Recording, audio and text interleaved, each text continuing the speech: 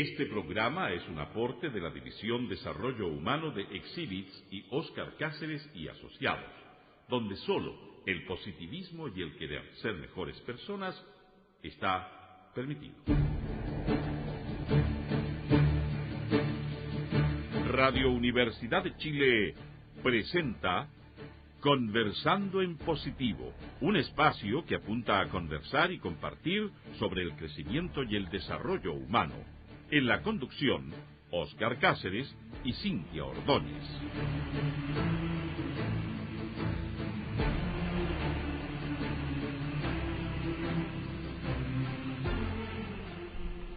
¿Qué tal, amigos? Muy buenas tardes. Un saludo afectuoso a todos nuestros auditores que nos escuchan desde distintas partes de Chile y también del mundo, ¿por qué no decirlo? Hay mucha gente que se conecta a través del sitio radiouniversidadechile.cl, emisión en vivo, y bueno, hoy día con el dolor de nuestra alma no nos acompaña Cintia, tuvo que hacer labores de tipo académicas, y en su reemplazo está nuestro buen amigo Fernando Aliste. ¿Qué tal, Fernando? ¿Cómo estás? Muy bien, pues.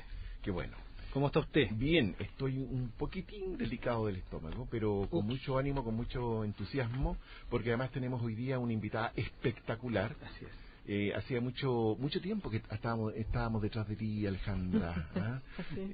Sí, teníamos muchas ganas de conversar contigo, traerte al programa, porque yo sé que tu sensibilidad, tu testimonio, tu forma de entender la vida y tu forma de hacer lo que haces le va a servir mucho al público, a nuestros auditores escucharlo. Así que, muy bienvenida. Quiero presentar a nuestra invitada. Se trata de Alejandra Urrutia.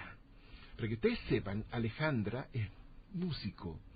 Ella, hoy día está a cargo, para ir directo al grano, está a cargo de la Orquesta de Cámara de Chile, y además está a cargo de la Sinfónica Provincial de Santa Fe en Argentina. Transitó desde su instrumento favorito, que es el violín, a la dirección, y hoy día es reconocida como una de las mujeres más influyentes de Chile. Wow. Sí, wow. Y además, imagínate, en un cargo de liderazgo. Yo soy un particular admirador de la dirección musical, por lo que significa el ejemplo de liderazgo. Y bueno, un placer tenerte acá, Alejandra, realmente es un privilegio. Muchas gracias, el placer es mío. Muy bien, pues. A ver, ¿cómo se puede partir con esta mujer? ¿Qué le podemos preguntar para comenzar? La primera mujer en dirigir la Orquesta de Cámara de Chile. ¿Qué se siente, Alejandra? Imagino que esta pregunta te la han hecho muchas veces, pero yo quiero repetírtela, porque de verdad, el que una mujer esté a cargo de una orquesta, una orquesta sinfónica en Argentina y la Orquesta de Cámara en Chile, es un hito. ¿Y qué te ha pasado con eso? Cuéntanos un poco. Bueno, en realidad muy pocas veces me he parado a pensar qué es lo que significa ser una mujer frente a una orquesta, ¿no? Uh-huh. Las cosas se han dado naturalmente y han fluido naturalmente. Entonces, para mí ha sido de verdad un camino muy fluido. Sin embargo, esta pregunta se me hace muy seguido. Uh-huh. Y bueno, normalmente la respondo de la misma manera, que tanto como mujer como también para un hombre lo más importante es tu preparación como músico, tu preparación como ser humano, y después todo eso son herramientas que tú usas para trabajar en frente de las orquestas. Entonces eso normalmente es mi respuesta, ¿no? Soy mujer, sí, y valoro mucho y aprecio mucho que la vida me esté dando estas oportunidades. Uh-huh. Qué bueno. En una entrevista, Alejandra, que tú diste hace un tiempo atrás a CNN Chile, producto de... Estaban todo en marco de conmemoración del Día Internacional de la Mujer. Tú dijiste que lo que querías en el fondo era un cómodo espacio de inspiración para los músicos. Y eso habla de tu estilo de liderazgo, ¿eh? ¿Qué tú nos puedes comentar sobre eso? Bueno, totalmente. Yo creo en un liderazgo en el cual tú sacas lo mejor de los músicos en este caso, un liderazgo que sea positivo, un liderazgo que inspire. Seguro que hay millones de formas de hacerlo, ¿no? Pero para mí es natural crear un espacio amoroso en el cual los músicos se sientan cómodos, que no se sientan presionados, al contrario, y también un espacio que también innovador, ¿no? A mí me gusta, soy curiosa, me gusta encontrar otras maneras de trabajar.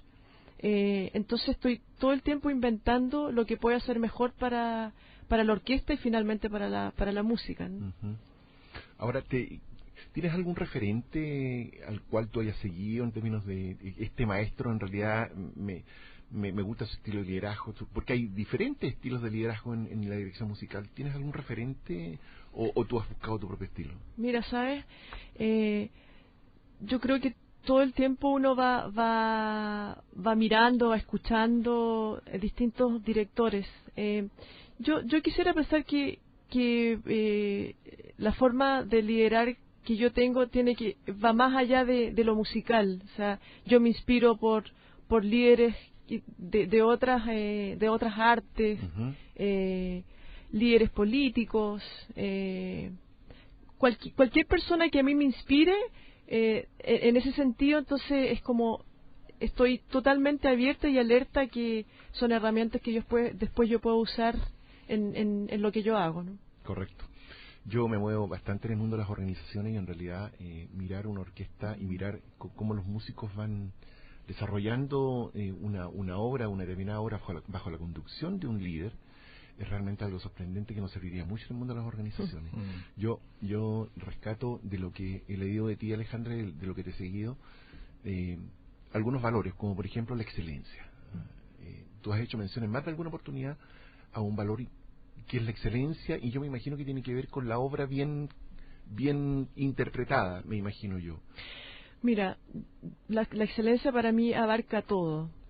Si pensamos musicalmente, por supuesto, excelencia musical. Yo desde que, yo comencé a estudiar violín a los 8 años. Uh-huh. Y a los 12 años tuve la oportunidad de tener un maestro que vivía en Estados Unidos. Yo a los 16 años me fui a estudiar violín y terminé un doctorado en Estados Unidos y después volví a Chile a tocar y eventualmente me decidí por dirigir. Y cuando volví, entonces tuve en mis manos a la orquesta infantil de Curanilahue. Y sí, un proyecto fascinante. Pero ese era mi lema, o sea, excelencia musical. Porque estos proyectos son muy frágiles. La vida es muy frágil. Uh-huh. Y si tú haces las cosas a medias, no van más allá. O sea, son más frágiles aún. Pero si tú a través de tu trabajo logras excelencia, eso tiene poder, tiene peso, tiene visibilidad en el fondo. Una visibilidad que uno no busca, que naturalmente viene. Correcto, por hacer bien las cosas, ¿no? Uh-huh. Entonces, eso fue lo que ocurrió con Curanilahue y quisiera pensar que eso es lo que también se siente en mi trabajo, ¿no? Yo todo el tiempo estoy buscando excelencia musical. Y eso por un lado. Y lo otro, que también tiene que ver que es tu excelencia como ser, ¿no? Uh-huh. O sea, cómo yo me muevo en el mundo, cómo yo trato al otro, cómo yo lo miro, cómo yo lo escucho, ¿me entiendes? Sí. Que finalmente son valores universales que en este caso conjugan en la música. Y cuando tú te paras frente a ellos, que en algún minuto tú también estuviste ahí, sí. ¿Qué es lo que tú les transmites a ellos con respecto a estos valores de constancia, de disciplina?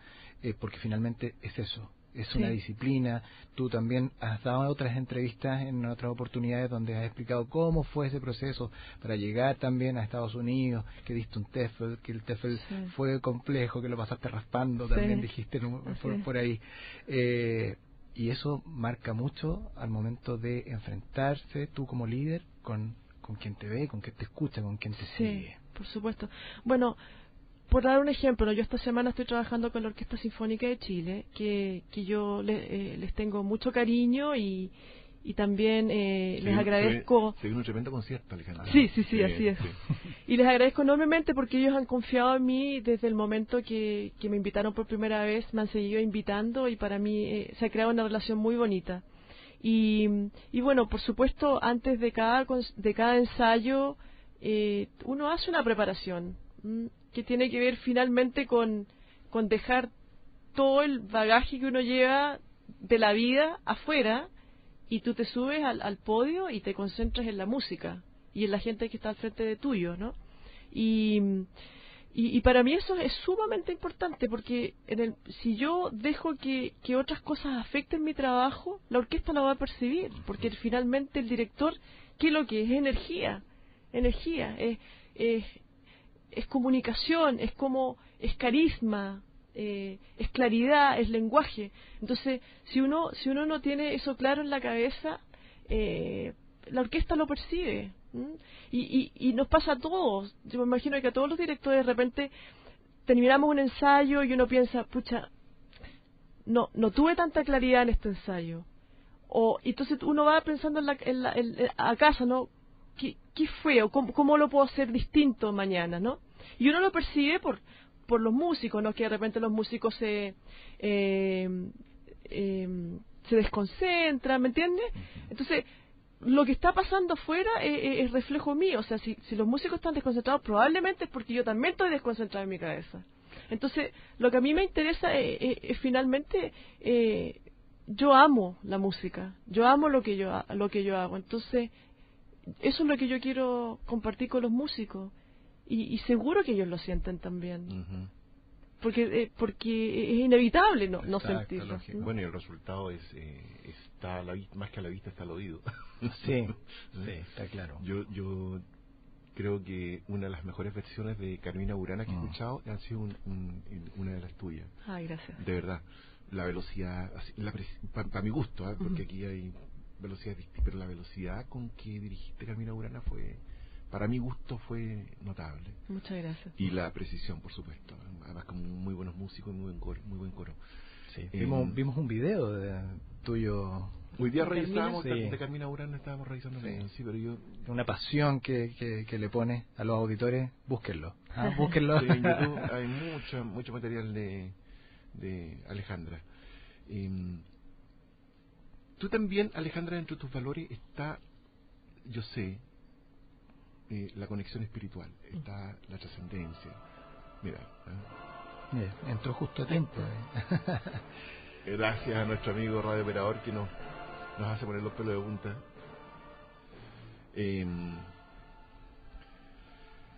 Nos dan ganas de quedarnos pegados con Carmina Burana, pero avancemos porque aquí el tiempo vuela, Alejandra. Mira, yo sé que tú tienes un lado muy importante de tu vida, y cuando me hablas tú de la concentración, me hablas del estar en conexión, me hablas de que el reflejo de tus músicos son un poco lo que pasa contigo, me estás hablando de cosas que tienen que ver con lo espiritual. Uh-huh. ¿Cuál ha sido tu camino en esa línea? ¿Cómo lo conectas con lo que haces? ¿Cuál ha sido tu vivencia? Bueno, yo hace 5 años ya tuve un periodo que tuve un problema de salud más o menos grave, ¿no? Y luego que pasé de ese periodo, entonces... ¿Estuviste al borde de la muerte o no? Tuve una trombosis cerebral. Okay. En realidad yo creo que más saben lo que me pasó los que estaban mirándome que lo que claro. En realidad yo no tenía idea de lo que me estaba pasando. Llegué a la clínica y me sentaron en una camilla y me llevaron. Uh-huh. Pero luego de ese proceso, entonces comencé a quizás hacerme preguntas, ¿no? Porque yo en esa época yo seguía muy activa también con el violín, enseñaba mucho violín, tocaba mucho y además hacía clases de dirección y dirigía. Entonces, en esos 2 meses que paré un poco, que frené la vida, entonces me hice las preguntas y me pregunté a mí misma qué es lo que yo quería. Y ahí yo me dije, lo que yo quiero es dirigir. Entonces... Ahí fue, Fue en ese momento, sí. Y ahí dejé inmediatamente un cargo que tenía acá en Santiago, en la Católica, que estaba enseñando. Dije, ya, creo que ya es suficiente. O sea, como que la vida como que me anunció que había que hacer un cambio y también la vida me ayudó a resolver la situación, ¿no? Y entonces ahí empecé a tomar decisiones y quizás para algunos eran, o sea, dejar un trabajo puede ser algo muy importante para algunos, pero yo sentí que era lo que tenía que hacer, independiente de lo que eso significara en otros ámbitos, ¿no? Y entonces ahí comencé a ir a cursos de meditación. Y ahí fue entonces cuando me acerqué a Brahma Kumaris, que es una organización espiritual que sus enseñanzas están basadas en la meditación, y para mí ha sido un cambio drástico en mi vida. O sea, de verdad siento que lo que me está pasando hoy día, lo bello que me está pasando hoy día, tiene mucho que ver con esta conexión que yo he tenido con Brahma Kumaris y de alguna manera es la espiritualidad puesta en la vida cotidiana, que yo nunca antes lo había vivido, ¿no? ¿Qué significa en lo concreto, en lo cotidiano, vivir la espiritualidad? ¿Significa una rutina? ¿Significa ciertos hábitos? ¿Qué significa? Por supuesto, son meditaciones a muy temprana hora en las mañanas. ¿A qué hora te despiertas? Mira, acostumbrado, o a veces lo hago, a veces no lo hago, ¿no? Es una rutina de levantarse a las 4 de la mañana, hacer una meditación por 45 minutos y después volver a hacer otra a las 6 de la mañana.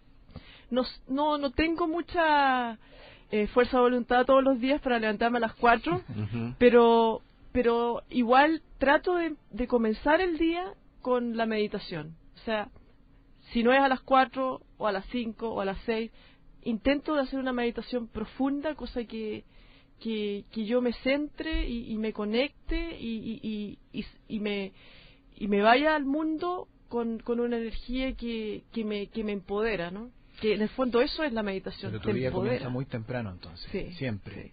Sí. Independiente de que sea a las 4 de la mañana, siempre comienza temprano. Sí, es muy inusual que me levante tarde. Debería estar sintiéndome muy mal o resfriada, no sé. Sería muy inusual. O haberme acostado muy tarde, ¿no? Hay un dato estadístico interesante. Eso, ¿eh? No, hay un dato estadístico interesante, porque cuando uno revisa la vida de los líderes en general, líderes de distintos ámbitos del quehacer humano, músicos, empresarios, políticos, artistas, todos ellos, y cuando digo todos, son todos, se levantan tipo 5:30 de la mañana, todos. Y todos tienen en su rutina una media hora de meditación. Hace sentido. Hace absoluto sentido, claro. Y eso tiene que ver con cómo a uno le va en la vida, porque esa conexión que se logra con la meditación, te conecta no solamente con algo externo, sino que te conecta con tus propias energías, por supuesto. Te conecta con tus potenciales. Es muy muy potente. Y eso, a tu juicio, te ha ayudado en tu labor de dirigir. Tremendamente, o sea, no tengo ninguna duda. De hecho, ahora que ustedes que comentaron Carmina Burana, uh-huh. cuando yo pasé por ese periodo de Carmina Burana, yo me estaba levantando a las 4 de la mañana hace varios meses ya. Y seguro que ustedes sintieron ese empoderamiento cuando yo estaba dirigiendo. Sí, claro, sí. Mira, o sea, no sé si lo has visto, pero te transforma. Es que eso es, o sea, uno como que va más allá de uno, ¿no? Uh-huh. No lo puedo explicar en palabras realmente, pero para mí ha sido una herramienta. Yo creo en eso, yo lo he sentido, no solamente lo he escuchado, yo he sentido lo que me pasa a mí cuando medito con regularidad y a tempranas horas. Se me puso un empoderamiento, y como dices tú, uno se conecta con uno mismo y nada te saca de eso. O sea, puedes sentir gritos afuera o alguien te puede estar se está enojando contigo, pero tú mantienes la serenidad y es bonito eso. Ya estás en foco ya. Claro. Así es. Oye, Alejandra, cuéntanos un poquitito para los auditores, ¿qué es Brahma Kumaris?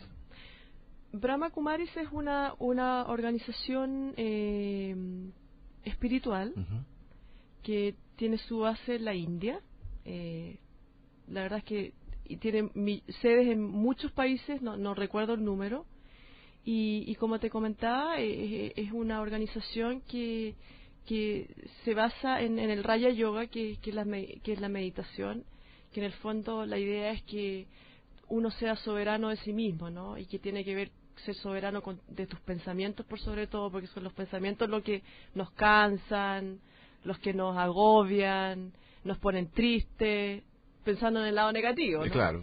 Y al mismo tiempo, entonces, ¿cómo es una herramienta para justamente ser soberano de ti? O sea, lo que yo hablaba ahora, o sea, tener herramientas que también que de alguna manera también son herramientas de resiliencia, ¿no? Es como, si hoy día me pasa esto, yo tengo ese poder para pararme de nuevo.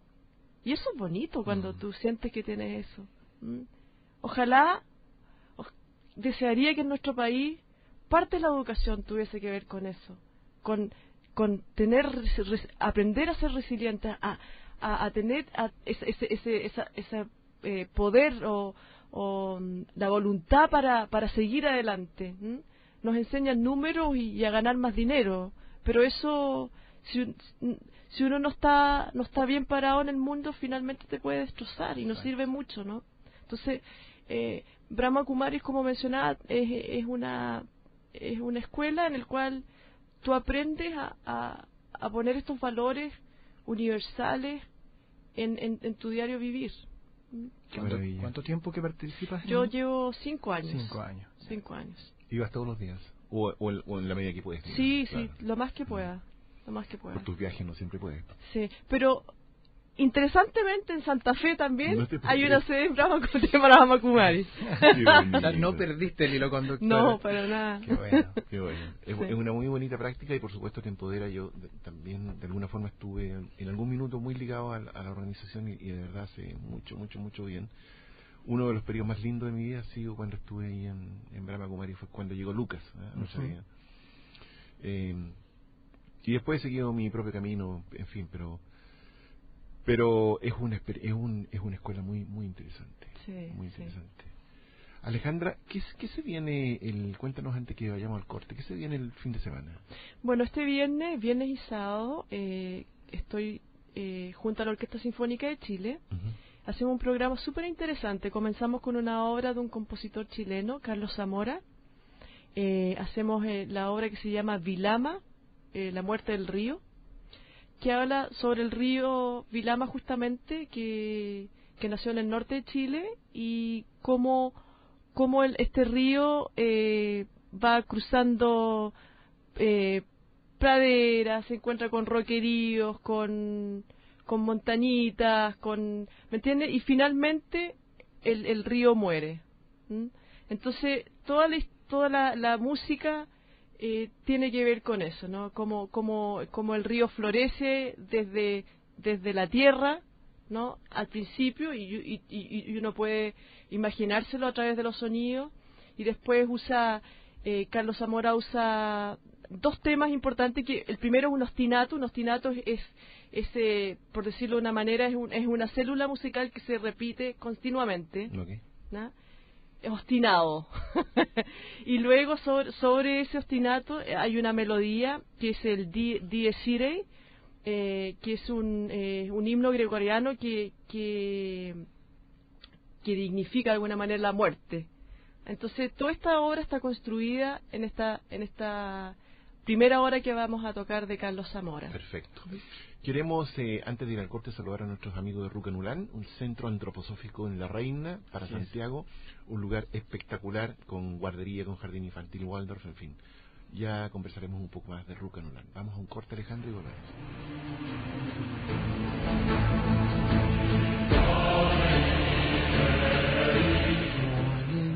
Por más de 20 años, Óscar Cáceres y Asociados ha desarrollado y puesto en práctica metodologías de excelencia en diversas organizaciones en Chile y el extranjero. Con un potente equipo de profesionales, certeros sistemas de medición y un modelo propio, ha logrado elevar estándares en los procesos productivos de sus clientes. Los equipos World Class se componen de personas World Class. Para mayor información ingresa a www.oscarcaceres.com. Óscar Cáceres y Asociados, transformando personas y organizaciones. Si eres amante de la lectura y de nuestros autores nacionales, te esperamos en la librería del GAM, Chile en Libros. Centro Cultural Gabriela Mistral, edificio B, Metro Universidad Católica. La librería del GAM, Chile en Libros, en el Centro Cultural Gabriela Mistral.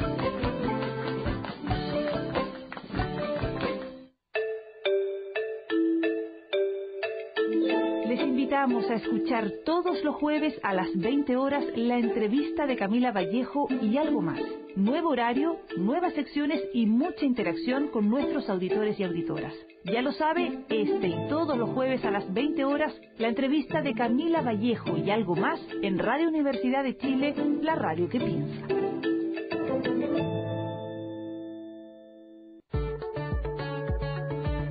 Chile es representante en el país de World Org, ONG internacional de educación con presencia en más de 100 países. Desde hace 35 años en Org Chile innovamos en educación, diseñando e implementando proyectos de capacitación, asistencia técnica educativa y responsabilidad social para el sector público y privado. Informaciones en www.orgchile.org. Org Chile, educar para la vida.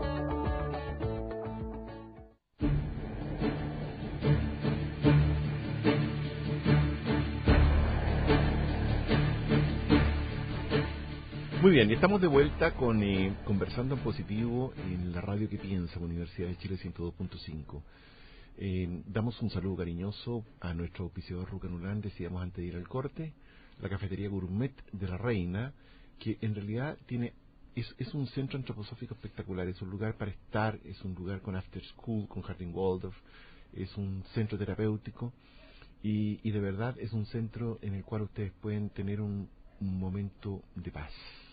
Príncipe de Gales 8561 en www.rucanulan.cl. Si ustedes quieren comida microbiótica, vegana, vegetariana, en fin, todo lo que significa estas nuevas tendencias, pues maestros, ¿ah? Así es. De esta apertura de conciencia colectiva. ¿Tú crees que estamos en un cambio de conciencia colectiva, Alejandra? Totalmente. Así, ¿eh? Sí. ¿Por qué lo crees? Lo siento. Uh-huh. Sí. No, de verdad no lo puedo escribir mucho de nuevo con palabras, es una cosa de sentimiento, que hay una energía que también es un poco rara, sí, ¿no? Algo caótica, que yo siento que nos está llevando a algún lugar. Se están destapando cosas, Sí. Es como tú dices, es un caos aparente, Sí, que nos debiera llevar a un estado diferente de conciencia. Parece que hay gente que, la mayoría de las personas veo que está buscando de repente también respuestas, lugares donde poder desarrollarse, distintas disciplinas. Sí. Sí. Maestro, si tiene por ahí en sus registros el cuarto movimiento de la Sinfonía número 9 de Dvorak, sería maravilloso. ¿En qué pensaba Dvorak cuando compuso la Sinfonía para el Nuevo Mundo? Bueno, Dvorak es un compositor del periodo romántico. Uh-huh. En 1800, él vivía en Praga, y en 1892 lo invitan a hacerse director del Conservatorio de Música en Nueva York. Él se va, dice que bueno, y está 3 años en Estados Unidos porque no resiste, no le gusta el país. Pero dentro de estos 3 años, entonces, en 1893, escribe la Sinfonía número 9, que se llama Desde el Nuevo Mundo, ¿no? ¿Es desde el Nuevo Mundo para un Nuevo Mundo? No, Desde el Nuevo Mundo. Yeah. Algunos le dicen Nuevo Mundo. Yeah. Y bueno, Dvorak ya venía desde una tradición nacionalista de su país, muy curioso e interesado en su propia cultura, la cual ya estaba escribiendo música así, y cuando llega a Estados Unidos sigue con esta beta nacionalista y empieza a tener mucho interés por la música de los afroamericanos, de los esclavos, ¿no? Los que vivían en el sur de Estados Unidos, en las plantaciones, Los campos de algodón. los campos de algodón, sí. Y entonces él tenía un par de estudiantes en Estados Unidos, y uno de ellos llega con unas partituras de spirituals, ¿no? Y queda fascinado. No podía, estaba sorprendido, de esta música distinta para él, pero estaba arraigada en la cultura de Estados Unidos. Entonces, esta sinfonía desde el Nuevo Mundo tiene mucho de esto espiritual. Él no escribió él no usó melodías directamente sacadas del espiritual, pero el sonido hace alusión a lo que podría ser un espiritual. Entonces, por ejemplo, el segundo movimiento de esta sinfonía, que él usa el corno inglés como instrumento principal, tú la escuchas y es una canción. Entonces tú empiezas a imaginarte, y obviamente si sabes de esto, te lo puedes imaginar en tu cabeza, ¿no? Sí. Entonces él usó mucho, obviamente también de su país, ¿no? Como mirando hacia el otro lado, hacia el otro continente, y también con mucho que tiene que ver con Estados Unidos, ¿no? Bueno, y fue un exitazo desde el principio, sí, la Sinfonía número 9. Bueno, y hoy día, o sea, este fin de semana estás con Dvorak en Claro, Alma. entonces, claro, el programa continúa con un concierto para arpa de Dittersdorf, que toca Manuel Jiménez, que es el arpista de la Orquesta Sinfónica, y entonces terminamos con la Sinfonía número 9 de Dvorak del Nuevo Mundo. ¿Cuál ha sido tu mejor interpretación? ¿Cuál ha sido tu mejor? A lo mejor no es una pregunta fácil de responder, pero ¿cuál ha sido el momento que te has sentido más plena dirigiendo? ¿Con qué obra, en qué minuto, en qué momento y en qué lugar? Es una pregunta difícil. Porque, mira, uno quisiera sentir que después de cada concierto uno siente que ha hecho lo mejor. Entonces, cada concierto es especial, ya sea por la gente con la cual estás trabajando, o la obra, o el lugar donde estás dirigiendo. De verdad, la pregunta es bastante difícil, la pregunta.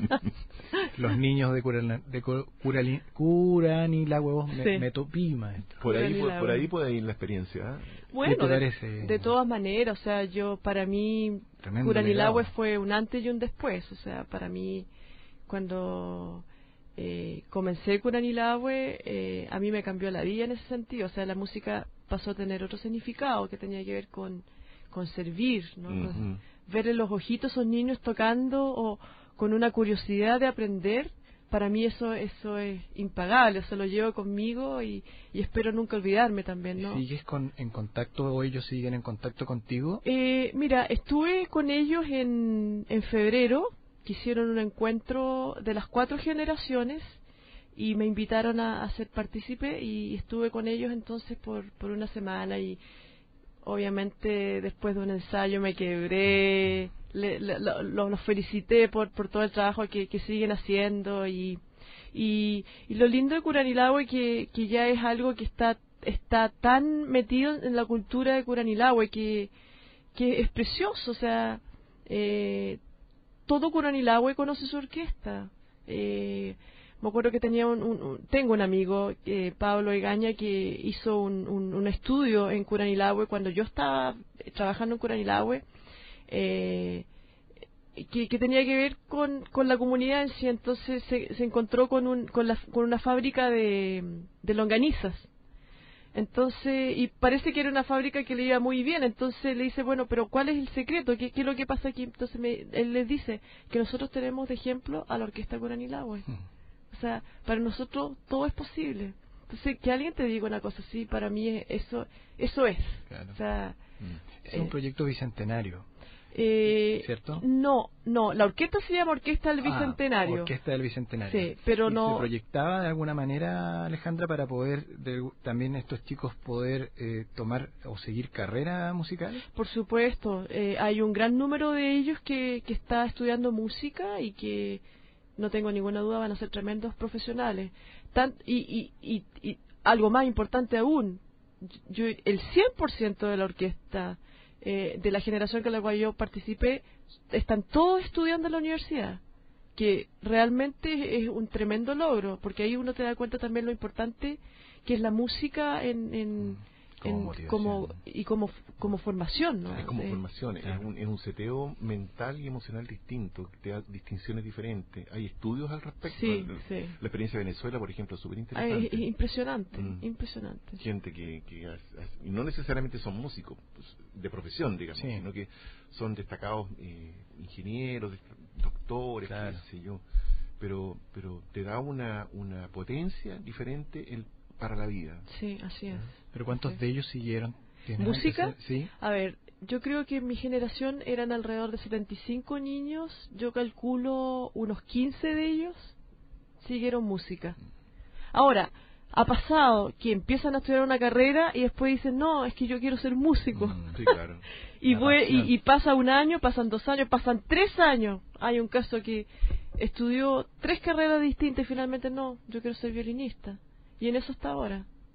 Y así es. O sea, lo que pasa es que pasan toda la etapa básica y media juntos. Entonces, imagínate lo que es tener una rutina de todas las semanas ir a la orquesta, todas las semanas, porque además no se permitía faltar. O sea, era un compromiso absoluto. Y de repente tú decides hacer otra cosa y te quedas así como cojo. Hay una parte de ti que ya no existe. Entonces, yo no viví eso porque yo seguí con la música, pero me puedo imaginar lo que significa esa carencia de tocar en la orquesta, de estudiar tu instrumento. Entonces, muchos de ellos vuelven finalmente por eso, ¿no? Y es bonito. Sin duda.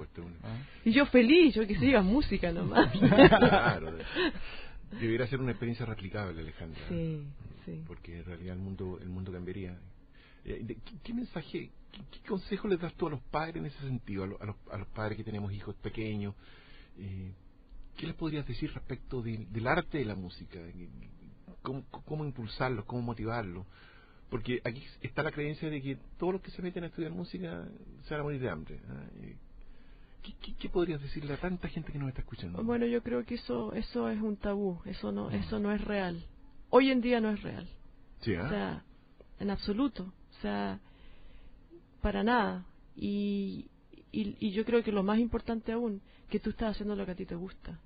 O sea, hoy día tengo una colega directora que estábamos hablando de un tema específico y ella tomó clases con un gran director que se llama Kurt Masur, que falleció este año.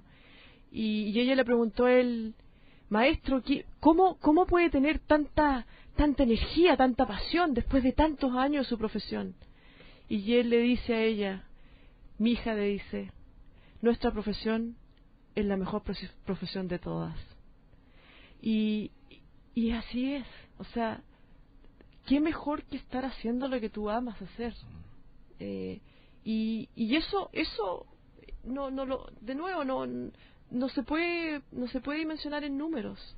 O sea, yo vivo muy bien, yo no tengo nada que quejarme, yo como todos los días, me puedo vestir, voy al cine, hago lo que yo quiero hacer, y eso me lo ha dado la música. O sea, no de verdad yo creo que eso ya no es real en estos tiempos.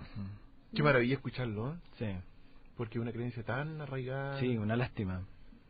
Qué bueno que tú lo pudiste tocar, digamos, para que además quien lo vive de cerca, que es Alejandra, lo pueda también ratificar, digamos. Pero nuestros proyectos curriculares no ayudan mucho, ¿eh? No hay música en los colegios. No. Al contrario, están cortando todo, ¿no? Qué espanto. No, pero eso es desconocimiento.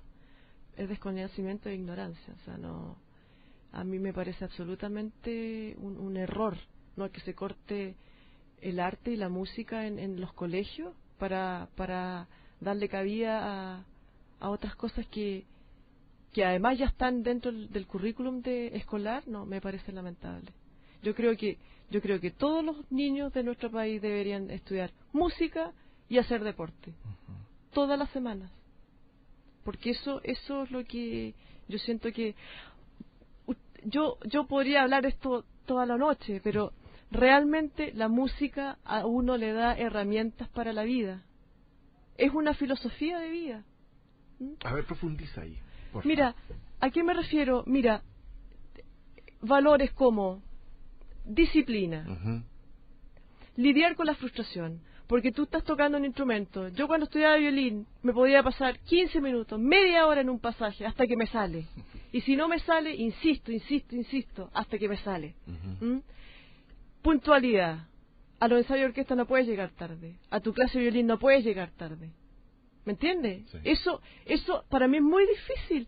Explicarle a alguien que no es músico, me citaste a las 6 y a las 6 estoy aquí, 5 para las 6. Un músico, es muy divertido, pero un músico, si tiene un ensayo a las 9 de la mañana, llega a 5 para las 9 y estás atrasado. ¿Me entiendes? Entonces, son cosas así. También el tema de la fuerza de voluntad.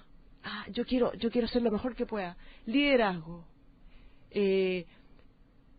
Cómo tú sigues al otro, porque una cosa es liderar y también tú tienes que aprender a seguir a un otro, aprender a escuchar realmente. Porque tienes que conectarte con el resto. Exacto, pero si uno lo piensa, escuchar, yo estoy hablando ahora, ¿estoy realmente escuchando al otro? Si uno lo pone en el aspecto diario de la vida, escuchar a un otro. Claro. Y eso tú lo aprendes en la música, porque si no escuchas, es imposible que tú puedas tener noción de dónde uno está parado, ¿no? Hay millones de herramientas que uno desarrolla con la música. Memoria, la memorización. O sea, es increíble la capacidad que los niños tienen para memorizar a los 6 años, a los 7 años, 8. A los 9 ya memorizan millones de notas en la cabeza. Y uno se explica cómo. Bueno, con disciplina nomás. Aprender a pensar, porque si tú estás repitiendo algo y no te sale, tú tienes que buscar otra forma de pensarlo para que te salga. Entonces son muchas las herramientas que la música da y que lamentablemente no se toma tan en serio. Me encantaría que los políticos en ese sentido tomaran conciencia de esto, porque realmente es importante. La música tiene que ver con los números, el ritmo. Por supuesto. Una negra son 4 semicorcheas, 2 corcheas, ¿me entiendes? 2 más 2, 4, ¿me entiendes? Son cosas, hay cosas muy absolutas en la música y otras que no. Y eso es esencial para el desarrollo de nuestra mente. Claro, y si tú miras un pentagrama, en realidad es una gráfica matemática. Exacto. Donde... Y además aprendes otro lenguaje, aprendes a leer música. Qué maravilla. Es fascinante. Sí. Bueno, démosle el mensaje a los políticos, a las autoridades encargadas. Yo espero que te hayan escuchado directamente lo que bueno, les dijiste. aquí tenemos una persona con autoridad musical y moral, creo yo, para hacer un llamado potente y fuerte, con decisión, como tú lo haces, Alejandra, a que llevemos a nuestros hijos a la música, llevemos a nuestros hijos al arte. Exacto. No para que sean músicos necesariamente, sino que porque te disciplina para la vida, te forma para la vida. Sí. Pero, y una cosa súper importante, que uno aprende a valorar la belleza. Y eso para mí es esencial en la vida. Si uno no tiene capacidad de valorar la belleza, estamos perdidos. Y esa valorización no es solamente un acto intelectual, sino que... No. O sea, y yo sé que tenemos que terminar, pero un niño de 12 años que está estudiando 3 horas al día su instrumento, él consigo mismo, ¿en qué otra rama uno hace eso? Cuando tienes 12 años, cuando tienes 8 años, niño estudiando 2 horas, y es nada más que tú con tu instrumento. Y eso es espiritual. Eso es absolutamente espiritual. A propósito de lo que tú le comentabas acerca del el involucramiento, hoy día estoy con la lengua media traba, con el involucramiento que los políticos también tienen que tener con respecto a este tema. Tú, cuando fuiste nominada y te hiciste cargo de la orquesta... ¿De cámara? La Orquesta de Cámara de Chile, gracias, te entrevistaste también con la presidenta. Sí. La presidenta te recibió en La Moneda y tuviste la posibilidad de conversar con ella y pudiste o tuviste la opción de poder transmitirle esto también o algo así. Mira, más que nada esa conversación tuvo que ver con, bueno, me felicitó obviamente por estar ahí, y luego se hablaron algunos temas que tenían que ver el rol de la Orquesta de Cámara en nuestro país, y luego el ministro habló algunos otros temas con ella, referente a otros temas, pero en realidad son pocos los espacios que uno tiene para hablar esto de verdad, de ¿no? verdad. Sí. Bueno, pero eso también tiene que ver con uno. Yo creo que uno tiene que crear esos espacios para que eso ocurra. Bueno, aquí tienes un espacio. Bueno, muchas Sí, gracias. pues, un espacio para llamar, para hacer un llamado en serio. Aquí esto no es un chiste. Sí. No es un chiste. Y conectar a los niños con la música selecta, conectarlos con el arte, es algo que sirve para la vida de todas formas. Sí. Realmente llega al corazón, llega al alma. O sea, hay música que yo la escucho y realmente me conmueve. Y uno tiene que desarrollar esa capacidad de conmoverse, de sorprenderse por la vida. Hemos perdido eso mucho. Sí. Estamos conversando con Alejandra Urrutia, quien es nuestra flamante directora de la Orquesta de Cámara de Chile y por supuesto la Orquesta Provincial de Santa Fe. Alejandra, nos quedan poquitos minutos, pero quiero llevarte por un tema que tiene que ver con algo que de alguna forma estuvimos conversando hace un instante.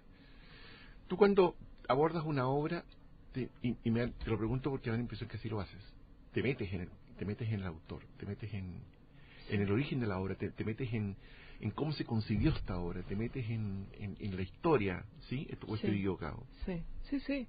O sea, uno tiene que tratar de encontrar todas las herramientas para tratar de descubrir lo que la obra te quiere decir, ¿no? Mi papá, que está vivo todavía, siempre me decía a mí que la interpretación de una obra tiene que ver con tu formación musical, con lo que tú lees, con lo que tú comes, con lo que tú hablas, claro. ¿Entiendes? Entonces, va todo junto, ¿no? Es un proceso muy lindo el estudiar una obra, ¿no? Como tú dices, ponerla en el contexto histórico, ¿no es cierto?, de cuando se concedió la obra, y luego va la cosa netamente que tiene que ver con las notas, con lo que tú vas viendo, ¿no? Y que ahí también encuentras millones de tesoros, ¿no?, escondidos que tú tienes que estudiar y estudiar, ver cada nota para ver lo que las notas te van sugiriendo, ¿no? Que también es un proceso fascinante. Sí, por supuesto. Sí. Y luego viene el proceso, entonces, cuando tú ya tienes una imagen de la obra en tu cabeza, es el proceso de ensayos con la orquesta.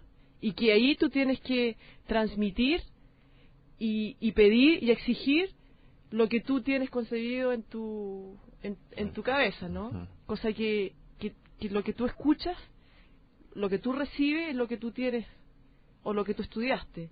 Y luego viene el postre que en el fondo es lo más fácil, que el concierto. Fíjate que hay quienes dicen que para dirigir una orquesta hay que tener un tipo de inteligencia especial, que es la inteligencia sistémica, auditiva. La capacidad para darte cuenta cuando el fagot está, cuando está a destiempo, cuando este violín de acá está desafinado. O sea, el ser capaz de captar sistémicamente. Ese es un talento que me imagino que se trabaja también.